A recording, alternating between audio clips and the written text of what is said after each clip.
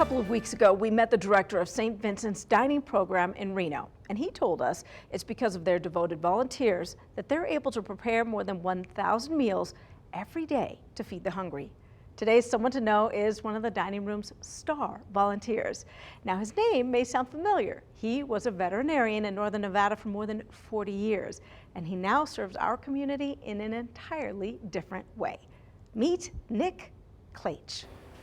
So this is our vegetable refrigerator. It's what lies inside the refrigerators that dictates which meals are prepared at St. Vincent's Dining Room in Reno. All of these buckets are full of apples that will go into our apple crisp tomorrow morning. And it's what lies inside the heart of head baker Nick Klaich that makes the desserts extra special. So we put some ice cream in our apple crisp, which adds a little bit of creaminess to it. Because it's about a lot more than just a list of ingredients. It's one of the founding principles of Catholic Charities is to try and not only give people a warm meal, a warm blanket, a warm piece of advice, but to give them some dignity in their life as they do.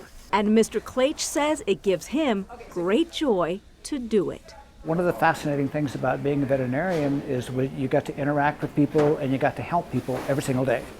And sitting at home on the couch, you don't have those opportunities. Mr. Klaich says he's not much for sitting around. So, after a 43-year career as a veterinarian and business owner in Reno, he was looking for something to do.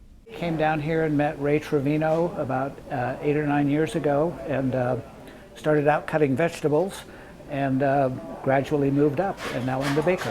Which means starting his shift in the kitchen at 5:15 in the morning, 5 days a week.